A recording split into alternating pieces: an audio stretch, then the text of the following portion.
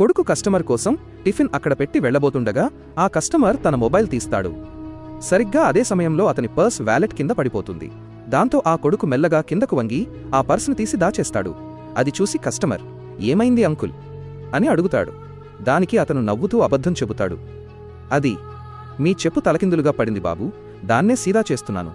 అప్పుడు కస్టమర్, అయ్యో అంకుల్, ఈ వయసులో మీకు ఇలాంటి పనులు అస్సలు బాగోవు అంటాడు. దానికి అంకుల్, అయ్యో సార్, మీరు మా కస్టమర్ కదా, చెప్పండి ఇంకా మీకు ఏం సేవ చేయాలి, ఏదైనా చల్లగా కూల్ డ్రింక్ తీసుకురానా అని అడుగుతాడు. కస్టమర్, సరే ఏదైనా మంచిది తీసుకురండి అని చెప్తాడు. అతను చాలా సంతోషంగా అక్కడి నుండి వెళ్తాడు.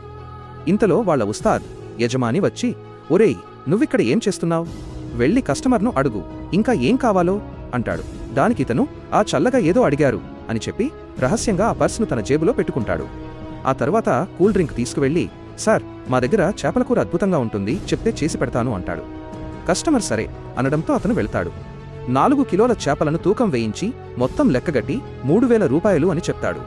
అప్పుడు కస్టమర్ తన పర్స్ కోసం చూసుకుంటాడు, కనిపించదు.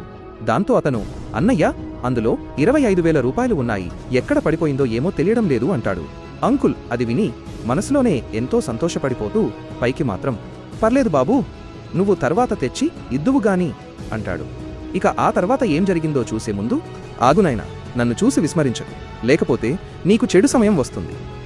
ఒక్కసారి కామెంట్లలో హర్ హర్ మహాదేవ్ అని రాసి వీడియోకి ఒక లైక్ చేసి ఛానల్ను సబ్స్క్రైబ్ చేయి. నీ ప్రతి కోరిక నెరవేరుతుంది. అసలు నిజమేంటంటే ఆ పర్స్ ఖాళీగా ఉంది.